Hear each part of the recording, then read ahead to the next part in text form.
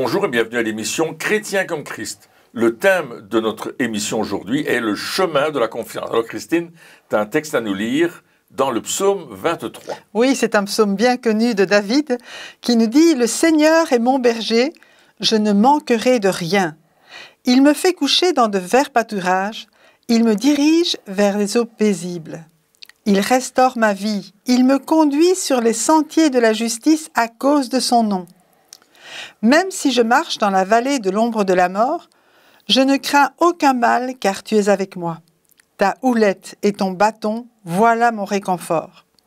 Tu dresses devant moi une table en face de mes adversaires. Tu enduis ma tête d'huile, ma coupe déborde. Oui, le bonheur et la fidélité m'accompagneront, même me poursuivront tous les jours de ma vie, et je reviendrai à la maison du Seigneur pour la longueur des jours. » Voilà un psaume vraiment de proclamation, un psaume qu'on peut dire vraiment un psaume de confiance de David envers le Seigneur. Oui, et puis on apprenait dans l'émission précédente comment prier, c'est quoi la prière, etc. Et on voit ici que la confiance ou le chemin de confiance, c'est quelque chose de vraiment important lorsqu'on prend du temps avec Dieu, de pouvoir lui faire confiance. Et David, justement, commence en disant « l'Éternel est mon berger », ou même dans une autre version, il dit « l'Éternel est mon meilleur ami oui. ». Donc c'est pas juste le berger, mais c'est le meilleur ami, et donc je ne manquerai de rien. Donc il y a ce besoin de faire confiance à Dieu lorsque nous prions, et David, il avait cette attitude justement de confiance, il avait trouvé ce chemin de confiance, et c'est pour ça qu'il avait une telle assurance. Oui, on peut parler de la foi aussi. La confiance, c'est la foi en ce que Dieu dit, mais ici, il parle de la foi en ce que Dieu le conduit. Et il le conduit sur un chemin qui est un chemin de sécurité. Même si le chemin est étroit, il ne regarde pas à ce qu'il y a autour de lui, il regarde à qui est le berger, et il le suit, parce qu'il met sa confiance totalement en lui. Oui, donc c'est ça. Donc David, lorsqu'il vient dans la présence de Dieu, il ne vient pas avec une attitude de crainte ou de peur en disant « Mais Seigneur, s'il te plaît, je t'en supplie, fais quelque chose, il n'y a rien qui fonctionne ». Il commence en disant « L'Éternel est mon berger, je ne manquerai de rien ». Parce qu'on sait que le psaume 23 a été écrit pas dans un moment où tout allait bien. Parce qu'on pourrait dire, oui, évidemment, quand tout va bien, l'Éternel est mon berger, je ne manque de rien, enfin, tout va bien. Non, il a écrit ce psaume au moment, un des pires moments de sa vie, où justement, il était dans la vallée de l'ombre de la mort, il était dans ces difficultés extrêmes, mais il avait une attitude de confiance. Et c'est peut-être ça aussi, peut-être la clé lorsqu'on vient dans la présence de Dieu, lorsqu'on vient pour prier, d'avoir cette attitude de « je connais qui je prie ». Exactement, je connais qui je prie. Donc tout est basé sur le fait que le Seigneur est mon berger, sur qui est Dieu, sur quelle est sa relation aussi avec Dieu. Et n'oublions pas que David lui-même avait été un berger. Donc il savait comment il aimait ses brebis, il savait comment il prenait soin lui-même de ses brebis pour les défendre. Et il dit, mais Dieu, c'est le meilleur berger du monde. En fait, il est bien meilleur que moi encore. Donc je sais en qui je crois. Je sais en qui je mets ma confiance, et à cause de qui il est, je n'ai peur de rien, je n'ai pas à avoir crainte, et je sais qu'il va me conduire dans les meilleurs pâturages. Oui, c'est ça, parce qu'en plus, donc si on réfléchit du contexte et se dire il était dans une situation vraiment très très difficile, dans les pires épreuves qu'il puisse y avoir, et dans la pire épreuve, il est capable de parler de verts pâturages, d'eau paisible, donc il parle de la paix. Et aussi, quelque part, les verts pâturages, c'est un bonheur pour une brebis d'arriver dans des endroits où il devait être super... Donc, il arrive à parler de ces choses-là en plein milieu des épreuves. C'est quelque chose d'extraordinaire que nous aussi, nous pouvons vivre lorsque nous mettons notre confiance en Dieu. Exactement. Et encore une fois, je reviens sur ce que Christine disait. Il connaît qui est son Dieu. Il sait qu'il est le créateur de toutes choses, qu'il est maître des temps et des circonstances, comme on a l'habitude de dire. Il sait vraiment la nature de l'Éternel, du Seigneur. Et il proclame des choses. Il ne dit pas je suis mal, tout va de travers. Non, il est en train de dire il me conduit près des eaux paisibles. Il me conduit dans des verts pâturages. Il dit, c'est ça qui m'arrive, c'est ça que je vis maintenant. Oui, c'est ça. Et on pourrait dire, ah mais finalement, David, il est en train de se voiler la face. il est en train d'oublier ou de faire abstraction de tout ce qui ne va pas, de faire semblant que ça va, quelque part. On pourrait dire ça. On pourrait dire, ah oui, mais attends, c'est trop facile. Tu vois pas la situation, tu fais l'autruche, tu t'enterres la terre dans le sable. On pourrait dire ça en disant, ben oui, ben, au fait, c'est ça qui se passe. Il est dans une situation difficile et au lieu de voir les choses qui ne vont pas, il fait comme si de rien n'était et il fait abstraction. Mais c'est pas du tout ça qu'il est en train de faire, David. Ce qu'il est en train de dire, c'est, je connais l'Éternel. C'est mon meilleur ami. C'est pas juste je sais de quoi il est capable, parce que peut pas me tromper. Il peut pas me tromper parce qu'on sait de quoi Dieu est capable. Enfin, quand on apprend qui est Dieu, on apprend il a créé le ciel, tout ça. On sait, mais des fois on a du mal à se dire, mais il est capable de faire ça pour moi aussi et il veut le faire. Et là, au fait, David, ce qu'il fait, c'est pas juste proclamer, mais il prophétise aussi. Absolument. Il est en train de dire, voici ce que Dieu me révèle. Voici, parce que c'est mon ami, même dans cette situation-là, voici ce qui va se passer. Oui. C'est ça. C'est ça. Et en fait, la situation dans laquelle il se trouve, il sait que c'est pas une issue. C'est juste un passage. Et que à travers ce passage, Dieu est là. À travers ce passage, Dieu est fidèle. Et il le dit même, tu dresses devant moi une table en face de mes adversaires. L'adversité peut être aussi grande qu'on veut. Dieu est là, il le conduit et il sait qu'il va passer à travers cela et que l'issue, c'est la bénédiction. L'issue, c'est le vert pâturage. Parce que Dieu est avec lui sur ce chemin. Oui, c'est ça, parce qu'il parle de la vallée de l'ombre de la mort. Donc on parle vraiment de choses terribles. Hein. On parle de mort. Donc il y a vraiment des moments comme ça où je marche au travers. Donc je traverse. Je n'y reste pas dans cette vallée de l'ombre de la mort. Même si je suis là, sur ce chemin qui est difficile, je ne crains aucun mal. C'est ça. Je ne crains aucun mal parce que tu es avec moi. Et finalement, peut-être que la première chose dont on doit s'assurer dans notre vie, c'est que Dieu est avec nous, hein, ou plutôt que nous sommes avec lui. Et de dire, mais Seigneur, alors si on est ensemble, c'est ça le plus important. Peu importe ce que je traverse, si on est ensemble, alors je ne crains aucun mal. Alors je sais que ça va aller. C'est vrai. Oui. Et puis on voit cette image du berger qui marche devant le troupeau et le troupeau qui le suit. Il est vraiment derrière lui, il le suit, il marche avec lui, et il passe dans cette vallée, mais c'est Jésus, c'est le Seigneur qui marche devant lui et qui le conduit. Et là, on a de l'assurance. Si lui est passé, moi je passerai aussi. Si lui me conduit, j'ai la garantie que ça va être du bon, que ça va être le meilleur que je vais avoir, parce que le berger marche devant moi. Puis si le berger n'a pas peur, alors j'ai pas peur non plus. Ça. Je me souviens de l'histoire d'un ami qui était allé, on l'avait invité à une partie de pêche en mer, et puis donc il était allé, ils savaient pas trop c'était quoi, mais il était allé comme ça, puis il était dans le bateau, puis à un certain moment, il y a les vagues qui commencent la mer monte, enfin vraiment, la mer commence à se déchaîner, etc. Et puis lui, il se dit, oh là là, c'est pas pour ça que j'ai signé, et donc le bateau allait dans tous les sens, et il savait pas si c'était dangereux ou s'ils allaient s'en sortir, et il regardait la mer en se disant, mais on va couler, etc. Et puis à un certain moment, il dit, j'ai regardé le capitaine. Et il dit, dans les yeux du capitaine, il n'y avait pas de peur. Il n'y avait pas d'inquiétude. Pour lui, c'était tout à fait normal. Et il dit, quand j'ai vu ses yeux, je me suis dit, ça va. Si lui n'a pas peur, alors moi, je n'ai pas peur non plus. Et quelque part, c'est ça qu'on doit faire aussi dans cette relation avec Dieu, dans ce chemin de la confiance, c'est regarder dans ses yeux. Pas regarder sa main, ce qu'il peut faire pour nous, mais regarder dans ses yeux et regarder si lui, il n'a pas peur.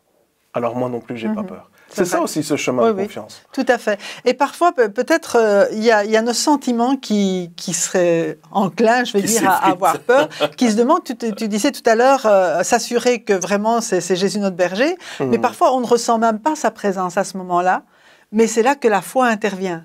C'est là que notre confiance, et on dit, Seigneur, toi tu ne faillis pas, ça ne dépend pas de moi, mais ça dépend de toi. Et toi, tu es fidèle. Et je sais que toi, tu vas me mener jusqu'au bout. Un peu comme Job disait, je sais que mon Rédempteur est vivant et qu'il se lèvera le dernier sur la terre.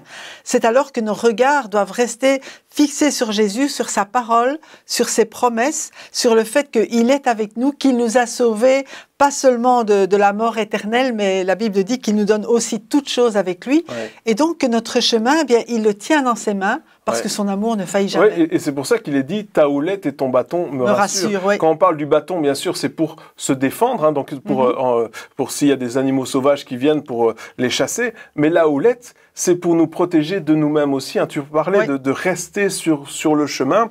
Eh bien, on peut se dire ah oui, mais si je m'écarte, et que je m'en rends pas compte, si tout d'un coup je fais un mauvais choix, parce que ça nous arrive à tous, on peut tout d'un coup prendre une mauvaise décision, c'est pas volontaire, mais on se trompe, on va dans la mauvaise direction, et puis on se dit ah oui, mais alors je suis foutu, c'est terminé. Mais non, parce que il y a la houlette qui est là, et la houlette, elle servait à ramener les brebis lorsqu'elles s'écartaient du chemin, justement. Ouais. Et donc là, on peut se dire aussi, oh Seigneur, tu me protèges de mes adversaires, mais tu me protèges également de mes mauvais choix, parce que tu me ramènes justement sur le chemin. Et c'est ça aussi la confiance en Dieu, c'est de se dire, je sais que même si je vais faire un mauvais choix à un certain moment, eh bien, Dieu va me ramener sur le chemin. C'est ça aussi, cette confiance. Et il y avait ce petit chant qui disait « J'ai confiance en mon Seigneur le long du chemin ». Parce qu'il me tient à la main, il me tient, il est près de moi. Et on voit quand même cette proximité de la brebis avec son berger. Quelqu'un disait un jour, un berger, ça sent la brebis. il a l'odeur de la brebis sur lui. Et c'est vrai que ça sent fort une brebis, mais parce qu'il les aime. Et il marche avec elles, il les conduit, il prend soin d'elles. Et ce qui est extraordinaire, c'est qu'il ne les conduit pas dans la vallée pour qu'ils restent dans la vallée. Il dit, quand je passe, tu le disais tout à l'heure, tu le soulignais, on passe dans la vallée parce qu'on va vers des verts pâturages, on va vers des eaux paisibles, on va vers cette table qui est dressée devant nous en face de nos adversaires. C'est-à-dire que c'est un psaume de victoire qui nous dit, mais nous sommes victorieux. Même si on passe à travers les choses les plus horribles de notre vie, en Jésus, nous sommes victorieux. Gardons nos yeux sur le berger. Oui, et c'est ça, et cette table justement dont il parle, c'est quand même extraordinaire, parce que l'adversaire, quand il vient pour nous attaquer, il s'attend à ce qu'on soit prêt pour le combat, avec l'épée à la main, et pas du tout en train de manger. Et donc, quelque part, lorsque on se dit, ok, je vais pas prendre ma solution humaine, mais je vais prendre la solution divine où je vais dire, Seigneur, ok, je prends un moment avec toi, parce que c'est ça aussi la table. Ça représente aussi le fait de parler ensemble, c'est cette communion, cette convivialité. On est là ensemble, on discute, enfin on a un bon moment, et là dire, ok, Seigneur, moi, ce que je devrais faire dans ma tête, c'est plutôt, je vais me préparer au combat, je me mets en position, je suis prêt. Et puis, toi, tu me dis, non, viens manger avec moi, viens, on va discuter ensemble. Et là, on a deux solutions quelque part. Et c'est ça aussi, ce chemin de confiance, c'est de dire, je sais ce que moi je ferais dans cette situation, mais je choisis de t'obéir, de m'asseoir, de prendre du temps avec toi. Et puis, là, les ennemis arrivent, ils nous voient en train de manger et ils sont déjà insultés. Ils sont déjà désarçonnés. Ils sont déjà perdants parce que c'est lui qui a dressé. C'est pas nous qui avons dressé la table, c'est lui qui l'a dressé. On peut dire même pas peur. Même pas peur, c'est ça, on est là. On termine. Hein. Oui, et Dieu disait, c'est dans le calme et la confiance que sera votre force. Donc c'est là, dans ce calme, c'est pas dans l'agitement, c'est pas dans l'inquiétude, c'est vraiment dans le calme, dans la paix, dans la confiance. Et ce psaume commence par « L'Éternel est mon berger, je ne manquerai de rien, en aucune circonstance, je ne manquerai de quoi que ce soit. » Il sera toujours, j'aurai toujours une provision, et pas seulement matérielle, mais une provision aussi dans mes émotions, dans mes sentiments, dans mon cœur. Il me donne tout ce dont j'ai besoin pour traverser. Et puis, moi, j'aime bien aussi le dernier verset qui dit « Le bonheur et la fidélité ou la grâce m'accompagneront » et un autre mot pour dire « c'est me poursuivront ». Waouh, je ne pourrais pas m'échapper. On est poursuivi par le bonheur. Poursuivi par la grâce, ça c'est vraiment Dieu. C'est l'abondance de Dieu pour nos vies. Et c'est là qu'on voit vraiment cette attitude qui est vraiment différente lorsque nous prions justement, de dire « Ok, si on vient avec cette attitude-là en disant « Mais je sais au fait ». Que l'Éternel est mon berger. Et lorsqu'on vient avec cette attitude de confiance, au lieu de dire « Seigneur, je t'en supplie, fais quelque chose », on dit plutôt « Seigneur, je te remercie parce que tu vas agir, parce que je sais qui tu es ». Et quelque part, c'est cette connaissance de qui est Dieu et c'est notre confiance en lui, comme tu dis.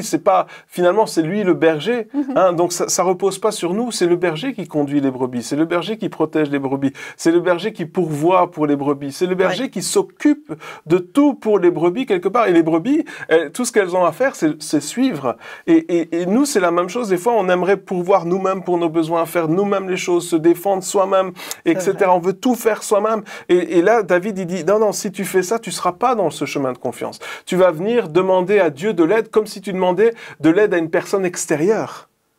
Ouais. Alors que ici, tu parles à Dieu comme faisant partie du troupeau.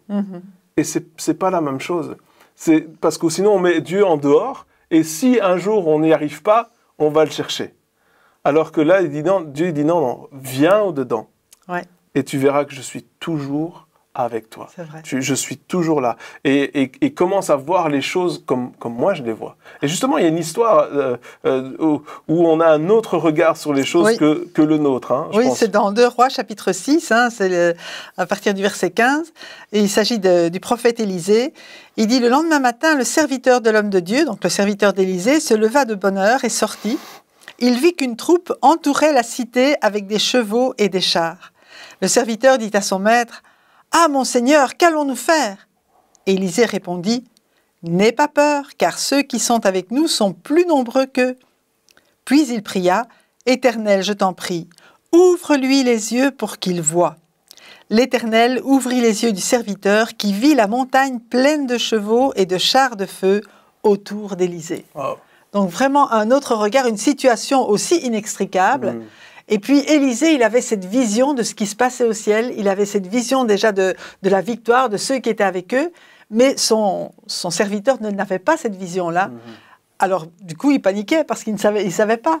Et puis Élisée a prié pour que Dieu lui ouvre les yeux. Et quand il a vu, il dit « Waouh, on ne craint plus rien. » Wow. Ça, c'est quand même extraordinaire aussi, parce qu'on vit tellement de situations similaires. Alors bien sûr, on n'est plus avec des chars, il n'y a plus des ennemis qui nous entourent, etc.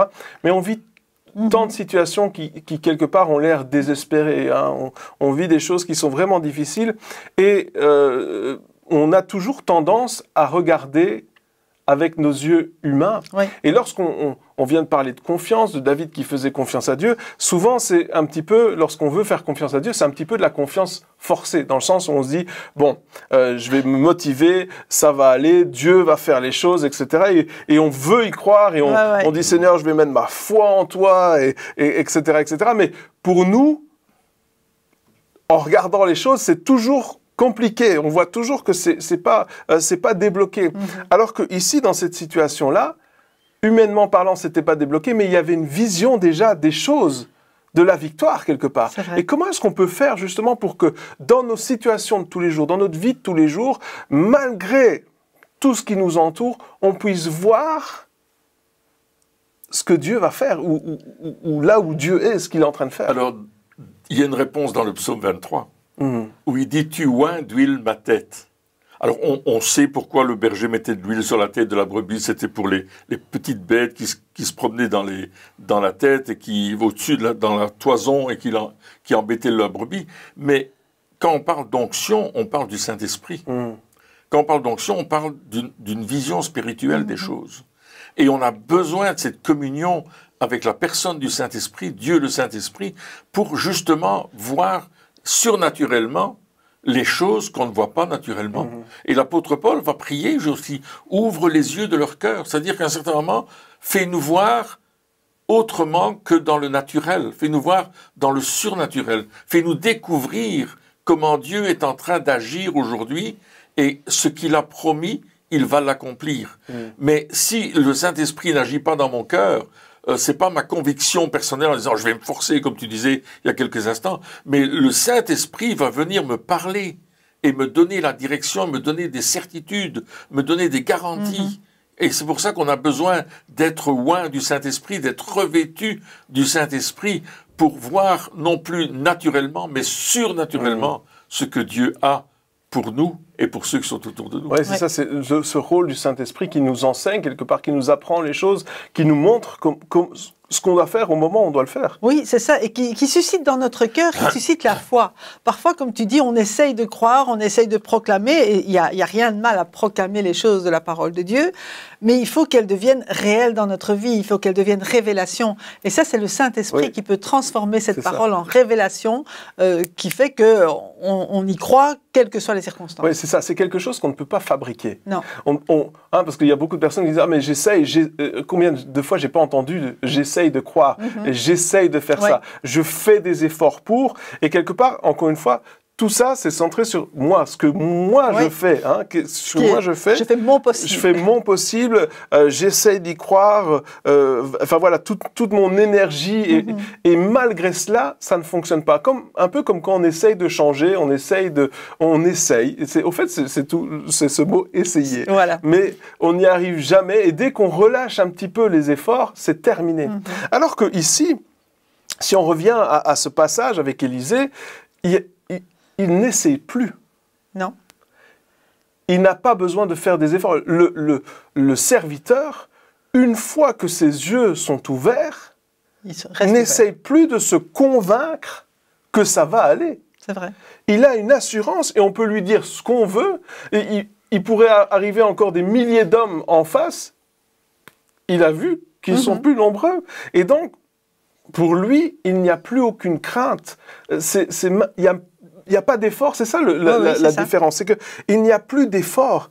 Mais ça, comme tu disais, c'est l'œuvre du Saint-Esprit en nous, c'est l'œuvre du Saint-Esprit qui vient et qui nous montre les choses, qui ouvre les yeux de notre cœur, qui nous montre comment la situation va se débloquer, ou qui nous donne l'assurance que ça va aller, qui nous donne l'assurance ou les choses à proclamer. Et tout d'un coup, on ne les proclame plus pour essayer de se convaincre.